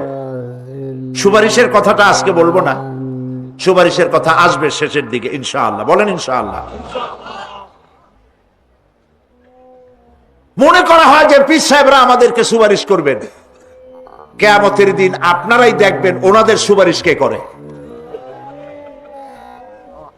যাদেরকে বলা হয় ওলিউল্লাহ, তারা আল্লাহর দৃষ্টিতে আদৌল্লাহ কিনা আপনার আমার জানা নাই। তার আমল কেমন আপনি জানেন না, বাইরের দৃশ্যটাই শুধু দেখেন। ওনার বউ বলতে পারবেন উনি খাঁটি পীর না ধান্দাবাজ। ওনার গ্রামের লোক বলতে পারবে। বিদেশ থেকে ভাড়া করা একজন আইনে মানুষের সামনে দেখানো যায় বিরাট একটা কিছু, কিন্তু তিনি বিরাট না কি এইটা তার বউ, তার গ্রামের মানুষ বুঝবে। ভালো করে চিনবে। বউ চেনে সব থেকে ভালো, সব থেকে ভালো করে চেনে কে? স্ত্রী। তারপরে চেনে ড্রাইভার, তার সাথে যে রাত দিন যে ড্রাইভার থাকে, তার সাথে যে খাদেম থাকে, এরা জানে, এরা দেখতে পায় এই লোকটা মুখ দিয়া যা বলে আসলে লোকটা এইরকম না। বুঝতে পারে কিনা? মানুষের সামনে ধান্দাবাজি করে অনেক কথা টথা বলে মানুষকে মন ভুলানো যায়। এই জন্য কবি বলেছেন, ये हाल तेरा जाल है मकसूद तेरा माल है, ये हाल तेरा जाल है मकसूद तेरा माल है, क्या जब तेरा चाल है लाखों को अंधा कर दिया। নিজেরে বুজুর্গ বানাইয়ে মানুষের সামনে পেশ করছো, তোমার এই হাল হলো তোমার চাল। মানুষের পয়সা পকেটে ভরার জন্য এই কাম করতেছ, কেউ টের পায় না, আল্লাহ পাক ঠিকই টের পাচ্ছেন। ঠিক কিনা বলেন? আল্লাহ পাক ঠিকই টের পাচ্ছেন। বিশ্বাস করুন, কোন পীর সাহেব, কোন খাজা বাবা কিয়ামতের দিন মানুষের কোন উপকারে আসবে না। আল্লাহু আকবার। উপকার হবে কেবলমাত্র নেক আমল। ইয়া আইয়ুহাল্লাযীনা আমানু ওয়াবতাগু ইলাইহিল ওয়াসিলা। কিছু কিছু জাহিল লোকেরা এর তাফসীর করেছে, পীর ধরো, যার পীর নাই তার পীর শয়তান। নাউযুবিল্লাহ। যদি এইটা সত্য হবে তাহলে ইমাম আবু হানিফার পীরকে, ইমাম শাফিঈর পীরকে, ইমাম আহমদ বিন হাম্বলের পীরকে, যারা এই কথা বলে তারা শয়তানের ওয়াসওয়াসায় নিমজ্জিত। ওয়াবতাগু ইলাইহিল ওয়াসিলা এর তাফসীর হচ্ছে আয় আমলে সালেহ, নেক কাজের ওসিলা ধরো। কি কাজের ওসিলা ধরো? নেক কাজের ওসিলা ধরো। কারণ কিয়ামতের দিন আল্লাহ পাক আরো পরিষ্কার করে বলছেন, লান তানফাকুম আরহামুকুম ওয়ালা আওলাদুকুম ইয়াউমাল কিয়ামাহ। কিয়ামতের দিন সন্তান সন্ততি আর সম্পদ কোনো কাজে লাগবে না, এগুলি কোনো উপকার হবে না মানুষের জন্য। আর সেখানে উৎকোচেরও কোনো কারবার চলবে না। এই পৃথিবীতে উৎকোচ দিয়ে অনেক কাম করা যায়, কিন্তু কিয়ামতে চলবে না। আল ইয়াউমা লা ইয়ানফাউ মালুন ওয়ালা বানুন। সুবহানাল্লাহ, সুবহানাল্লাহ। যেখানে কিয়ামতের দিন ধন, সন্তান, সন্ততি কোনো কাজে লাগবে না। আল্লাহ মানুষকে সতর্ক করতেছেন, মা ইয়ালফিযু মিন কাওলিন ইল্লা লাদাইহি রাকীবুন আতীদ। মানুষ এমন কোন কথা বলে না যা আমার ফেরেশতারা রেকর্ড করে না রাখে। যা করো তাও লেখা হয়, যা বলো তাও লেখা হয়ে যায়। দুনিয়ায় গোয়েন্দা বিভাগ আছে, আমার দেশে গোয়েন্দা বিভাগ আছে না? কি নাম কত? দুই একটা আন্দাজে কইলো আছে। CID, DIB, DFI, army intelligence, কত রকম গোয়েন্দা আছে, কত বাহিনী আছে, আপনি টের পাবেন না। পাগড়ি একটা বাঁধিয়ে আপনার সামনে বসা, আপনি বুঝবেন না যে আপনার আমল নামা রেকর্ড করতেছে ওখানে বসে। আপনি তো মনে করেছেন দরবেশ সাহেব 6 সেল্লা দিয়ে আসছে, কিন্তু তিনি গভর্নমেন্ট অফিসার, আপনার সর্বনাশ করতেছে, আপনি টের পাচ্ছেন না। এই যে যদি মানুষের রাষ্ট্র ঠিক রাখার জন্য দুনিয়ার সরকারের দরকার হয়, তাহলে আল্লাহ পাকের এই বিশাল সাম্রাজ্য রক্ষা করার জন্য আল্লাহর গোয়েন্দা বিভাগ নাই? আল্লাহ রাব্বুল আলামিন তার গোয়েন্দা বিভাগ কাজ করতেছি, আমরা বিশ্বাস করি না, আমরা বুঝতে পারি না, যার জন্য অন্যায়ের মধ্যে লিপ্ত হয়ে যাই। একবার আমি লন্ডন শহরে রাত্রে যাচ্ছি, রাত 2টা-2:30 হবে। প্রতিমধ্যে রেড সিগন্যাল জ্বলল, গাড়িটা থামায় দিল, সামনে আর গাড়ি টাড়ি নেই। আমি ড্রাইভারের বললাম যে গাড়ি টাড়ি তো নাই সামনে, আমরা তো ইচ্ছা করলে যেতে পারি। ড্রাইভার বলল পারি, কিন্তু যাব না। কেন যাবেন না? বলল যে এই সিগন্যালের সাথে ক্যামেরা আছে, অটোমেটিক ক্যামেরা। আমি যদি এখান থেকে এটাকে ক্রস করি তাহলে আগামীকাল কোর্ট থেকে আমার নামে চিঠি আসবে। রাত 2:45, এই রঙের গাড়ি, এত নাম্বার গাড়ি, এবং আপনার চেহারা শরীফ এই, আপনি রাত 2:45 সময় রেড সিগন্যাল অমুক এলাকা থেকে ক্রস করেছেন, মেহরবানি করে কোর্টে আসেন আর জরিমানা দিয়ে যান। এই লোকটি এইখানে ক্যামেরা আছে, এটা চোখে দেখছে, সেই জন্য বিশ্বাস করলো। কিন্তু এই ক্যামেরায় স্ন্যাপ নেওয়ার জন্য কোনো ক্যামেরাম্যান নাই, অথচ গাড়ি ক্রস করলেই, ওভার স্পিড করলেই ছবি তুলে ফেলবে। এই বুদ্ধিটা কে দিছেন? যিনি এই বুদ্ধিটা দিলেন তার কাছে এমন কোন বুদ্ধি নাই যে আপনার আমার অনবরত অটোমেটিক ক্যামেরা দিয়ে জীবনের সব কিছু আমাদের ধরে রাখে, এরকম কোন ক্যামেরা থাকতে পারে না। পারে কি না? কিন্তু আমাদের কপাল খারাপ। ওই যে সিগারেটের প্যাকেটে লেখা আছে সংবিধিবদ্ধ সতর্কীকরণ, ধূমপান স্বাস্থ্যের জন্য ক্ষতিকর। প্যাকেটে লেখা আছে, হাতের মুঠায় ধরিয়া সিগারেট ধরে টান মারিয়া উপরে ফু দিয়া তাকায় দেখে ফু যায় কদ্দুর। ওইখানে ক্যামেরার সাথে কোনো মানুষ নাই, ক্যামেরা আছে তাই বিশ্বাস করে, কিন্তু আল্লাহর ক্যামেরাগুলি চোখে দেখে না। ওখানে যেমন রেড বর্ডার আছে, আল্লাহ রাব্বুল আলামিন জীবনের প্রত্যেকটি মোড়ে মোড়ে রেড বর্ডার লাগায় দিয়েছেন। জেনা করো না, একটি রেড সিগন্যাল। মদ পান করো না, আরেকটি রেড সিগন্যাল। মিথ্যা কথা বলো না, আরেকটি রেড সিগন্যাল। অহংকার করো না, আরেকটি রেড সিগন্যাল। বউকে বেপরদা করো না, আরেকটি রেড সিগন্যাল। সুদ খেও না, ঘুষ খেও না, আরেকটি রেড সিগন্যাল। অসংখ্য রেড সিগন্যাল দিয়ে আল্লাহ পাক বলছেন তিলকা হুদুদুল্লাহ, এই হচ্ছে আল্লাহর বর্ডার, ফালা তাতাদুহা, অতএব আল্লাহর বর্ডারকে ক্রস করো না। কে নিষেধ করেছেন? মানুষেরা বিশ্বাস করে না।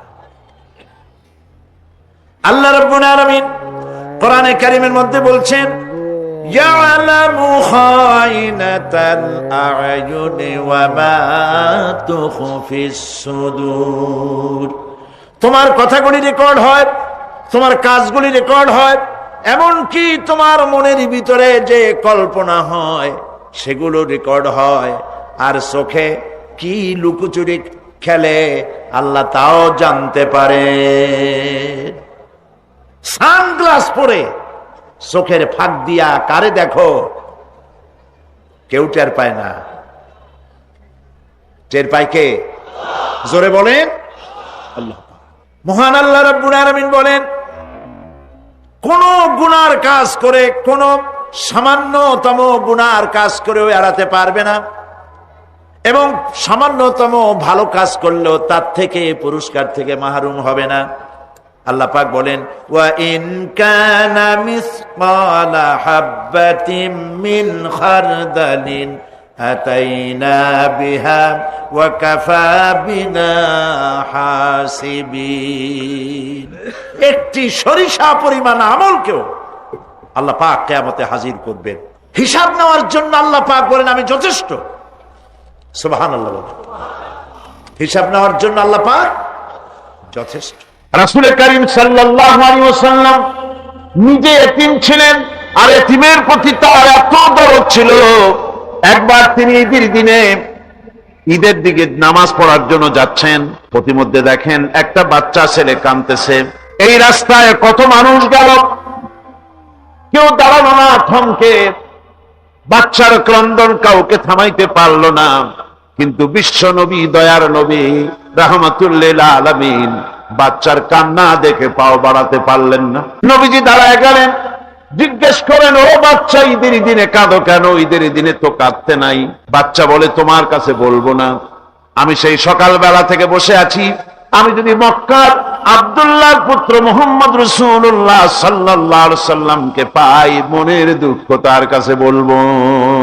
বিশ্ব নবী জমিনের উপরে বসে বললেন, বাচ্চারে কোলের উপরে উঠায় বলেন, বাচ্চা বলো কি তোমার দুঃখ, তুমি যার জন্য বসেছো আমি তো সেই এতিম নবী, কি বলতে চাও? বাচ্চা বলতেছেন, ইয়া রাসূলুল্লাহ, আমার বাবা মারা গেছে সেই ছোট্টবেলায়, একেবারেই তখন মায়ের পেট থেকে আমি আসার পর বাপ মরে গেল, আমার মা আর একজনের সঙ্গে বিয়ে বসেছে, সেই পুরুষটি আমারে দেখতে পারে না, আমার মা যদি আমারে কোলে করে এসে সহ্য করতে পারে না, আমারে চুমা খাইলে সহ্য করতে পারে না, আমারে খাবার দিলে মা মার খায়। আজ ঈদের দিনে রাতে আমার মা আমাকে বলল, বাবারে তোমার কপাল খারাপ, তোমার বাবা মারা গেছে, তোমাকে সাহায্য করার কেউ নাই, আমি তোমার যত্ন করতে পারলাম না, কোলে নিয়ে চুমাও দিতে পারি না, আমার এমনই কপাল খারাপ। সুতরাং এতিমের দরদ এতিম ছাড়া আর কেউ বুঝবে না, তুমি আজ চলে যাও, ওই রাস্তায়, ঈদের রাস্তায় দাঁড়ায় থাকো, মাঠের রাস্তার পাশে, বিশ্ব নবীর কাছে তোমার দুঃখ বলো, এতিমের দুঃখ তিনি বুঝবেন। আমি মায়ের কথা মতো এই জায়গায় এতক্ষণ বসে আছি, হুজুর আপনি দয়া করে, আমার কথা তো আপনার কাছে বললাম, আমার মনের এই দুঃখ। নবীজি বাচ্চার কথা শুনতেছিলেন, চোখ দিয়া পানি পড়তেছিল, বাচ্চাকে বুকের সঙ্গে জড়িয়ে ধরে নবীজি বলেন, ও এতিম, মুহাম্মদ সাল্লাল্লাহু আলাইহি ওয়াসাল্লাম যদি তোমার পিতা হন আর হযরতে আয়েশা যদি তোমার মা হয়ে যায়, বলো তোমার মনের দুঃখ মেটে নাকি? ছেলে দুঃখে কেঁদে উঠলো আর বলল, ইয়া রাসূলুল্লাহ, আপনি যদি আমার পিতা হন আর আয়েশা যদি আমার মা হয়ে যায়, এর থেকে বড় সৌভাগ্যের আমার তো আর কিছুই নাই।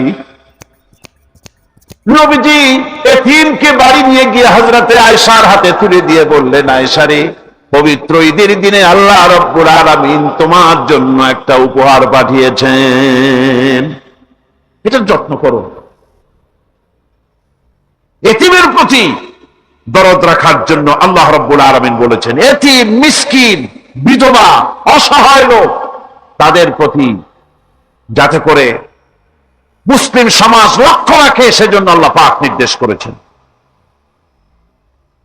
বুখারী এবং মুসলিম শরীফের হাদিসে এসেছে, আস-সাই আলাল আরমারাত ওয়াল মিসকিন কাস-সাই ফি সাবিলিল্লাহ, বিধবাদের জন্য, মিসকিনের জন্য কেউ যদি কোনো উদ্যোগ গ্রহণ করে, কেউ কোনো সাহায্য দেয়, জিহাদের ময়দানে জিহাদ করে আল্লাহর রাস্তায় যে সওয়াব পাওয়া যায়, যে মর্যাদা পাওয়া যায় আল্লাহর কাছে, এটি মিসকিন বিধবাকে সাহায্য করলে সেই সওয়াব আল্লাহ রাব্বুল আলামিন আমলনামায় দিয়ে দেন। তার চরিত্রই প্রমাণ করে, নবীদেরকে বাইয়ানাত দেওয়া হয়েছে, এমন চরিত্র আচার আচরণ দেওয়া হয়েছে যাতে করে লোকেরা অভিভূত হয়ে যায়, আকৃষ্ট হয়ে যায়।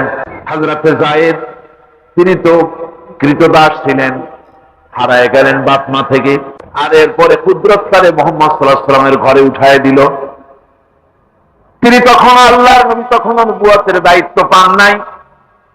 যায়েদের পিতার কাছে খবর হয়ে গেল, যায়েদ আছে রাসূলের বাড়িতে, মুহাম্মদ সাল্লাল্লাহু আলাইহি ওয়াসাল্লামের বাড়ি মক্কায়। তারা এসে হুজুরের সঙ্গে দেখা করে বললেন, মুহাম্মদ সাল্লাল্লাহু আলাইহি ওয়াসাল্লাম, জানতে পেরেছি আপনার কাছেই আমাদের ছেলে যায়েদ আছে, মেহেরবানি করে তাকে আমাদেরকে ফিরায় দেন।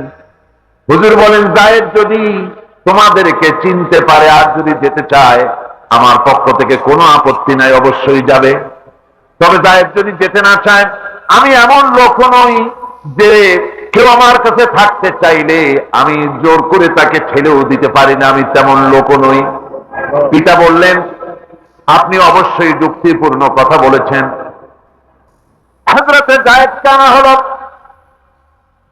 হুজুর বললেন, তুমি কি চেনো এদেরকে? যায়েদ বললেন, চিনি, ইনি আমার বাবা, উনি আমার চাচা। যায়েদের পিতা বলেন, বাবারে বাড়ি চলো, তোমার মা কেঁদে কেঁদে হয়রান, চলো বাড়ি যাই, বাড়ির যা কিছু আছে সব তোমাকে ফিরিয়ে দেওয়া হবে। হযরতে যায়েদ বলতেছেন, পিতা বাড়িতে যা আছে তাই শুদ্ধ, তামাম দুনিয়াটা যদি আমারে দেওয়া হয়, এই লোকটির কাছে থেকে যে ব্যবহার পেয়েছি, আমি এই লোকের কদম ছেড়ে যেতে পারি না। তার চরিত্রই প্রমাণ করে তিনি নবী, কি ব্যবহারটা পেয়েছেন। হযরত আনাস রাদিয়াল্লাহু তাআলা ছোট মানুষ, 8 বছর বয়সের সময় হুজুরের খাদেম হয়ে হুজুরের বাড়িতে আসলেন। আচ্ছা, 8 বছর বয়সের কিশোর ভুল তো করতেই পারে। গরম পানি চাইলে ঠান্ডা পানি এনে দেবেন, স্যান্ডেল চাইলে জুতো আনবেন, বিছানা বিছাইতে বললে উঠাই দেবে, এটা স্বাভাবিক। কিশোর মানুষ, ছোট মানুষ। এবার শোনো, বাইয়ানাত কারে বলে? নবীদের বাইয়ানাত আল্লাহ যে দিয়েছেন সেটা কি জিনিস? সেটা হলো উন্নত মানের চরিত্র, তার ব্যবহার, ওঠা বসা যা দেখলে মানুষ বুঝতে পারে তিনি আল্লাহর নবী। হযরতে আনাসের মুখে শুনুন, হযরতে আনাস রাদিয়াল্লাহু তাআলা আনহু বলেন, একাধিক ক্রমে টানা 10টি বছর রাসূলের খেদমতের ভিতরে নিয়োজিত ছিলাম। 10টি বছরের ভিতরে একটা দিনের জন্য নবীজি আমাকে ধমক দিয়ে কথা বলেন নাই। তো ধমক দিলেন না আমারে, এটা করছো কেন, এটা করো নাই কেন? সুবহানাল্লাহ বিহামদিহি। গোটা পৃথিবী সমস্ত মুমিন মুসলমানদের, পুরুষ আর নারীদের জীবন, কলিজা, রক্ত রাসূলের কদম মোবারক উৎসর্গ হয়ে যায়। আমার ভাইরা, রাসূল পাক সাল্লাল্লাহু আলাইহি ওয়াসাল্লাম আল্লাহর নবী এমন এক মহান সত্তা ছিলেন যে তিনি দোয়া আল্লাহর দরবারে হাত উঁচু করতে দেরি আছে, কিন্তু দোয়া কবুল হতে দেরি নাই। হিজরত করে মদিনায় এসেছেন, নামাজ পড়তে দিল চায়, কাবা শরীফের দিকে ফিরে যদি নামাজ পড়তে পারতাম দিলটা বড় ভালো লাগতো, কিন্তু হাত উঁচু করে মোনাজাত করতেছেন না, আল্লাহর কাছে বলতেছেন না যে আল্লাহ তুমি আমার কিবলাটা বাইতুল মুকাদ্দাস থেকে ফিরাইয়া মক্কা শরীফে বাইতুল্লাহর দিকে ফিরাইয়া দাও। মুখেও বলতেছেন না, মনেও না, শুধু আকাশের দিকে বারবার তাকাচ্ছেন, মোনাজাত করেন নাই। মনে মনে আশা পোষণ করতেছেন যদি এমন একটা ওহী নাযিল হয়ে যেত। আল্লাহ রাব্বুল আলামিন সঙ্গে সঙ্গে রাসূল জোহরের নামাজ পড়তেছিলেন, 2 রাকাত পড়া হয়ে গেছে, এমন সময় ওহী নাযিল হয়ে গেল, قد نرى تقلب وجهك في السماء। ও নবী, আমি দেখতে পেয়েছি বারবার আপনি আকাশের দিকে তাকাচ্ছেন। فلنولينك قبلة ترضاها فول وجهك شطر المسجد الحرام।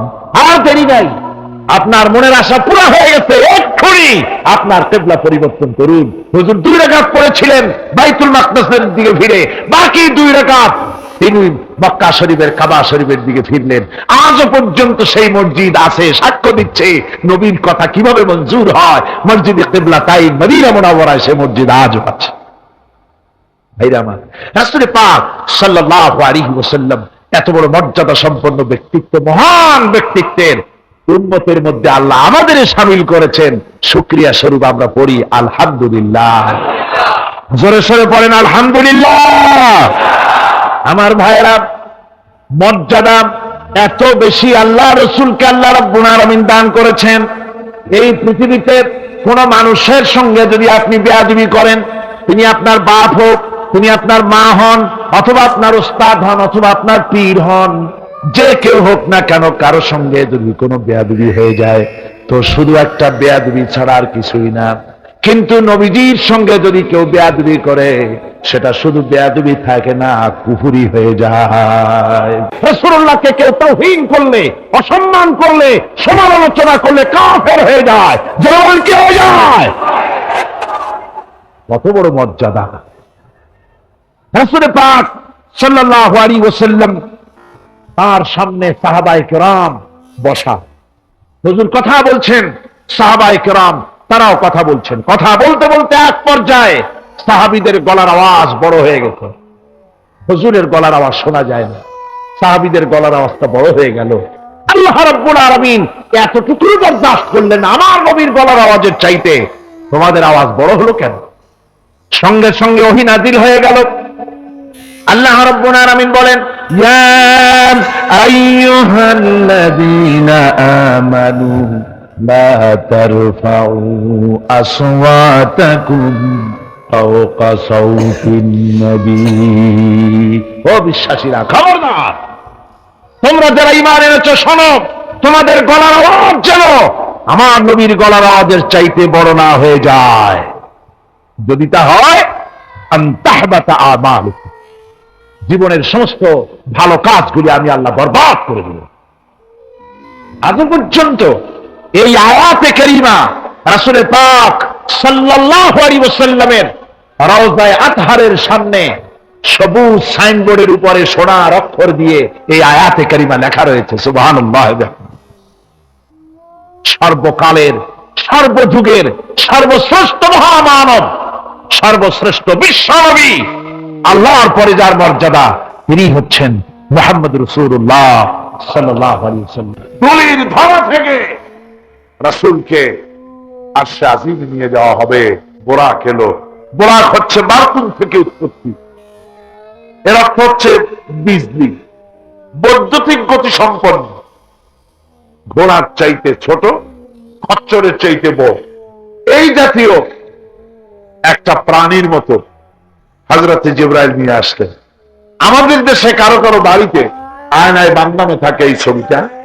ঘোড়া আছে, দুইটা ডানা আছে, মাথাটা মেয়ে লোকের মতো, চুলগুলো ঝুলে পড়ছে, নিচে লেখা আছে হাজা বুরাকুন নবী সাল্লাল্লাহু আলাইহি ওয়াসাল্লাম।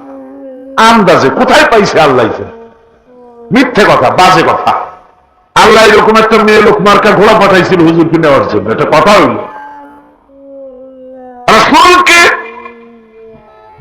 মক্কা থেকে, উম্মে বাবে উম্মে হানি থেকে হুজুরকে বের করে নিয়ে যাওয়া হলো বাইতুল মাকদাসে।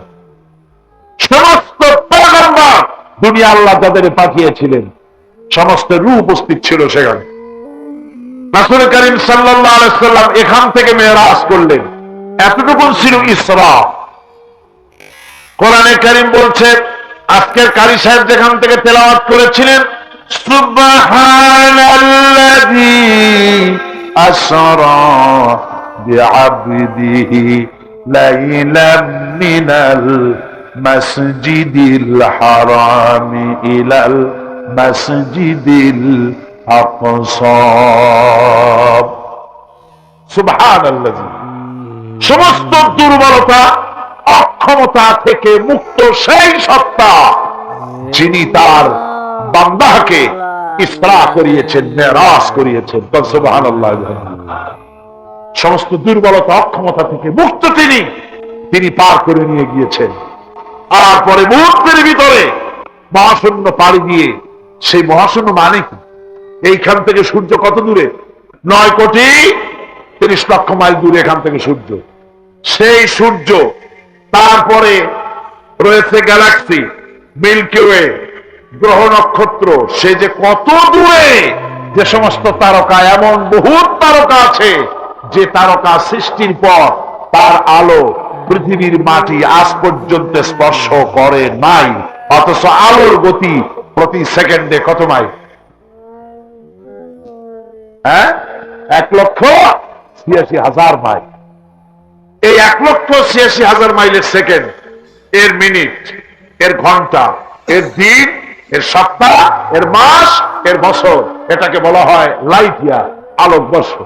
সেই তারকা তৈরি হওয়ার পর কত সহস্র সহস্র লাইট ইয়ার চলে গেল, আজও পর্যন্ত সেই তারকার আলো পৃথিবীর মাটি স্পর্শ করতে পারে নাই। তাহলে সেই তারা কোথায়?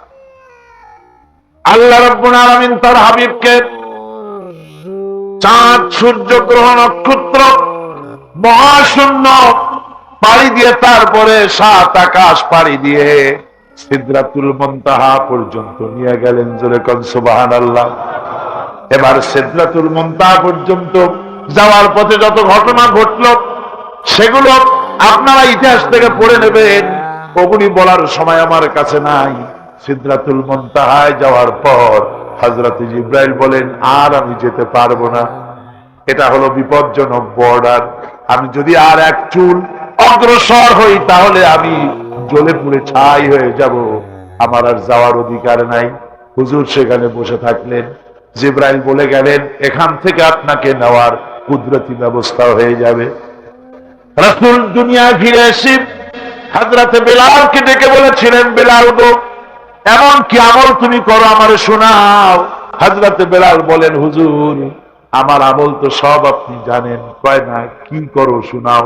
বেলাল বলেন, হুজুর খাস আমলের মধ্যে এতটুকু আছে যে আমি কখনো বিনা উজুতে থাকি না, যখন উজু চলে যায় উজু করি আর উজুর ইহতিমামের জন্য 2 রাকাত নফল নামাজ পড়ি। হুজুর বলেন, বেলাল তুমি এই আমল ছাড়বা না, কারণ সিদরাতুল মুনতাহায় হযরত জিবরাইল আমারে যখন ছেড়ে চলে গেলেন আমার একা একা বড় ভয় লাগতে লাগলো। তখন আমার মনে হচ্ছিল তুমি যেন আমার চতুর্দিকে হাঁটতেছো। রফরাত নামক বিছানা চলে এলো। কুদরতি এই বিছানায় চড়ে নবীজি আল্লাহ রাব্বুল আলামিনের দরবারে আরশে আজিমে পৌঁছে গেলেন। জোরে বলেন সুবহানাল্লাহ, জোরে বলেন সুবহানাল্লাহ। যেখানে পৃথিবীর কোন মানুষের যাওয়া সম্ভব নয়, গোটা পৃথিবীর মানুষের মর্যাদা আল্লাহ পাক বাড়ায় দিলেন। আরশে আজিমে হুজুরকে নিয়ে গেলেন। তারপরে তিনি কথাবার্তা হুজুরের সাথে কি বললেন, সেই কথাগুলি নিয়ে আমাদের দেশে কথা হলো এই যে হুজুরকে নিয়ে আল্লাহ 5 ওয়াক্ত নামাজ দিছিলেন তো 50 ওয়াক্ত। মুসা আলাইহিস সালামের সাথে দেখা না হইলে তো কাম সারছিল, আমাদের আর উপায় ছিল। আরে ভাই, শুধু নামাজ দেওয়ার যদি উদ্দেশ্য হবে তাহলে রোজার মতো তো আল্লাহ দুনিয়ায় বসে দিতে পারতেন কিনা, হজের মতো জাকাতের মতো পারতেন কিনা? শুধু নামাজের জন্য নয়, আল্লাহ পাকের কায়নাত দেখাবার জন্য আল্লাহ পাক তাকে নিয়েছিলেন। বেহেশত দেখাইছেন, দোজখ দেখাইছেন, ভালো কাজ করলে কিরকম শান্তি হবে, খারাপ কাজ করলে কিরকম শাস্তি হবে চোখে দেখাই দিয়েছেন। মুহাম্মদ রাসূলুল্লাহ সাল্লাল্লাহু আলাইহি ওয়াসাল্লামকে মেরাজ থেকে ফিরে এলেন, ঘরে এসে দেখেন উজুর পানি, উজু করে যে গেছিলেন উজুর পানি তখনও গড়াচ্ছে। যে দরজা দিয়ে বেরিয়েছিলেন দরজাটা ধাক্কায় তখনও কাঁপতেছে। যে বিছানায় শোয়া ছিলেন সে বিছানায় মানুষ শুয়ে থাকলে যেমন উষ্ণ থাকে সেরকমের উষ্ণ ভাব তখনও আছে। কেমনে হলো? মাথায় ঢুকবে না। সুবহানাল্লাহ, কোন ঢুকবে? জোরে কোন সুবহানাল্লাহ। এটার ব্যাপারে কোন বিজ্ঞান দর্শন যুক্তির প্রয়োজন নাই। প্রয়োজন শুধু এতটুকু, আল্লাহ তার হাবিবরে নেবেন, কত দ্রুত নিবেন, কত দ্রুত পাঠাবেন এটা তিনি ভালো জানেন, আমাদের কোনো জানার কথা না, ঠিক কিনা? তবে দৃষ্টান্ত যদি চান তাহলে আমি দৃষ্টান্তটা এভাবে দিতে পারি, বুঝাবার জন্য একটা দৃষ্টান্ত দিতে পারি। সেটা হলো এই, ধরেন বাংলাদেশে কোনো প্রেসিডেন্ট আসবে, পৃথিবীর যে কোনো দেশের এক প্রেসিডেন্ট আসবে। এটা আসার যখন খবর হয়ে যাবে তখন পত্র পত্রিকায় রুট বলে দেওয়া হয়, এই রুটে রাষ্ট্রীয় মেহমান রাষ্ট্রীয় অতিথি ভবনে আসবেন, এই রাস্তা দিয়ে সাধারণ ট্রাফিক চলাচল বন্ধ থাকবে। এয়ারপোর্ট থেকে নিয়ে রাষ্ট্রীয় অতিথি ভবন পর্যন্ত মেহমান না আসা পর্যন্ত সমস্ত ট্রাফিক চলাচল বন্ধ। মেহমান পৌঁছে যাবে, তারপরে আবার স্বাভাবিক ট্রাফিক চলবে। এটা জানেন কিনা? জানেন কিনা? এইটা যদি পৃথিবীর সামান্য সলিমুদ্দি কসিমুদ্দি এই জন্য বলছি, আজ আছে কাল নাই, ঠিক কিনা গণ? আজ মন্ত্রিত্ব গেল, কালকে রাস্তায় দাঁড়ায় বলবে রিক্সাওয়ালা আমার একটু নেওয়া, বাজারে মাছ কিনতে যাবো, ঠিক কিনা? সুতরাং এদের তো কোনো মর্যাদা নাই, আজ আছে কাল নাই। এই দুনিয়ার সলিমুদ্দি কসিমুদ্দির জন্য যদি এভাবে ট্রাফিক চলাচল বন্ধ করে দেওয়া হয় তাহলে আকাশ এবং জমিনে আল্লাহ রাব্বুল আলামিনের সর্বশ্রেষ্ঠ মেহমান জনাবে মুহাম্মদুর রাসূলুল্লাহ সাল্লাল্লাহু আলাইহি সাল্লাম, এই মেহমান আল্লাহর দরবারে যাবেন। আল্লাহ যদি বলে দিয়ে থাকেন, আল্লাহ যদি হুকুম করে থাকেন, সময়ের গতি, বার্ষিক গতি, আহ্নিক গতি, আকাশের গতি, সূর্যের গতি, সময়ের গতি, রাত 3:45 10 সেকেন্ড, এখন সমস্ত গতি স্তব্ধ হয়ে যা। আমার হাবিব আমার দরবার থেকে ঘুরে যখন ঘরে ফিরে যাবেন আবার 3:45 11 সেকেন্ড থেকে শুরু হয়ে যাবি। ফের ময়দানে আমার রাসূল রক্ত দিয়েছেন। আমি সেই তায়েফ সফর করেছি, সেই তায়েফ, আমি তায়েফের ইতিহাস হাদিসে পড়েছি, চোখে দেখি নাই।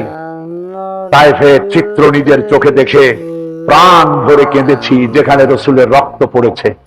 3টি জায়গায় রসুলের রক্ত পড়েছে, সবচাইতে বেশি রক্ত পড়েছিল যে জায়গাটিতে, সেই জায়গায় প্রাণ ভরে কেঁদেছি।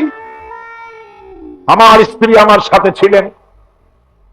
আমি তায়েফে গিয়ে লোকেরা আমাকে যখন বলল বিশ্রাম নিতে, আমি বললাম না, বিশ্রাম করব না, আগে আমারে নিয়ে যাও।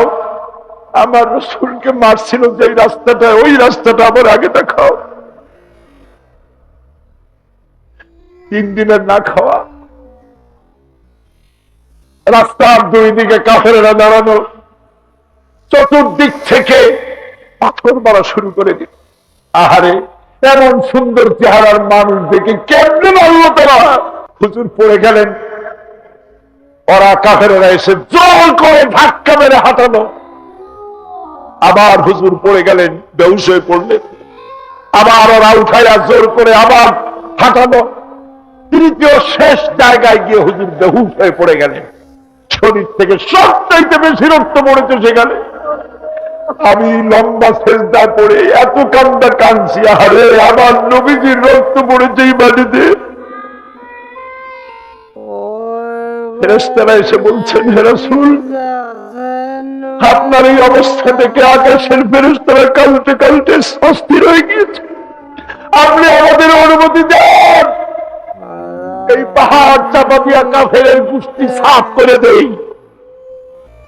আমার নবীজি বললেন, না, আমি তো বলবো না, আমি তো পৃথিবীর মানুষকে প্রতিশোধ দিতে আসি নাই। আমি যদি হুকুম করি আর আমার হুকুম মতো সবগুলি যদি পাথর চাপা দিয়ে মারিয়ে ফেলে দাও, তাহলে আমি কালে পৌঁছাবো না ইলাহা ইল্লাল্লাহু মুহাম্মাদুর রাসূলুল্লাহ। সঙ্গে যায় রক্তাক্ত শরীর। আরে, যে শরীরের দিকে মানুষ একবার তাকাইলে চোখ ফিরাইতে পারত না। হযরত আয়েশা বলেছেন, যে সমস্ত নারীরা ইউসুফ আলাইহিস সালামের দেখে হাত কেটে ফেলাইছিল, ওরা যদি আল্লাহ রসুলকে দেখতো, হাত কাটতে কাটতে কলিজা কাটে ফেলাই দিত, টের পাইতো না। এমন মানুষের গায়ে কেমনে নজর মারল। রাসূল কারীম সাল্লাল্লাহু আলাইহি ওয়াসাল্লাম বসে আছেন, শরীর থেকে রক্ত ঝরছে। বুখারী শরীফে এসেছে, আত্তাস নামক এক যুবক আঙ্গুরের বাগান থেকে 1 গ্লাস আঙ্গুরের শরবত এনে হুজুরের হাতে দিলেন। কষ্টের পর 3 দিনের না খাওয়া ক্ষুধার্ত নবী 1 গ্লাস আঙ্গুরের শরবত সবটুকুন পান করে একটা স্বস্তির নিঃশ্বাস ফেললেন। বললেন, তোমার নাম না আত্তাস? তিনি বললেন, হ্যাঁ, আমার নাম আত্তাস। তোমার বাড়ি হযরত ইউনূস আলাইহিস সালামের গ্রামে? বললেন যে হ্যাঁ, আমার বাড়ি ইউনূস আলাইহিস সালামের গ্রামে। যুবক জিজ্ঞেস করলেন, হুজুর, আপনি কি করে বুঝলেন আমার নাম আত্তাস আর আমার বাড়ি ইউনূস আলাইহিস সালামের গ্রামে? আপনি জানলেন কি করে? হুজুর বললেন, আমিও নবী, ইউনূস আলাইহিস সালামও নবী, এক নবীর খবর আর এক নবীর কাছে থাকে। রাসূল গায়ের রক্তগুলি ধুইয়ে 2খানা হাত আল্লাহর দরবারে তুললেন। আজকে দুনিয়ায় কেউ নাই হুজুরের, খাদিজা নাই, আবু তালেবও নাই, রাসূল একা।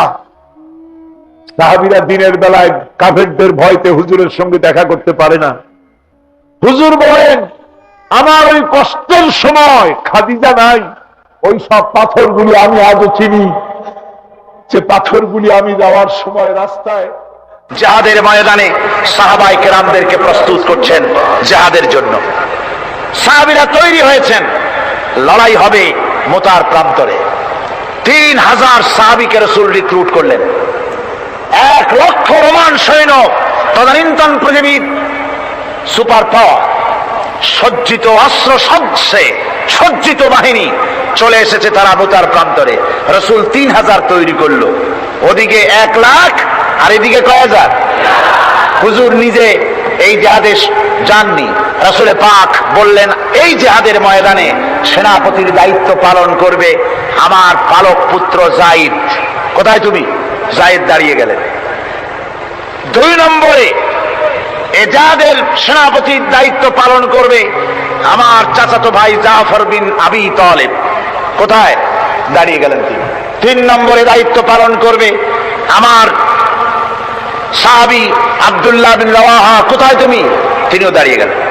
রাসূল তাদেরকে বললেন যে তোমরা চলে যাও, তোমাদের ঘরে গিয়ে বিবি বাল বাচ্চা মা বাপের কাছ থেকে সালাম করে আসো। আমার বন্ধুগণ, জিহাদের ময়দানে সেনাপতি কয়জন লাগে? হুজুর বললেন কয়জনের কথা? 3 জনের কথা। তার মানে হলো কারো বুঝতে কোনো কষ্ট হইল না, এই জিহাদের ময়দানে 3 জনের নাম যে নবীজি ঘোষণা করেছেন এর ভিতর থেকে একজনও ফিরে আসবে না। বোঝা হয়ে গিয়েছে। হযরতে যায়েদ বলেন, ইয়া রাসূলুল্লাহ, আমার আব্বা জান, আমি আপনার পরক পুত্র, আপনি অর্ডার করেছেন। আমার মা হযরত আয়েশা ঘরে বসে শুনেছেন। আমার তো আর যাওয়ার দরকার নাই কারো কাছে বলার।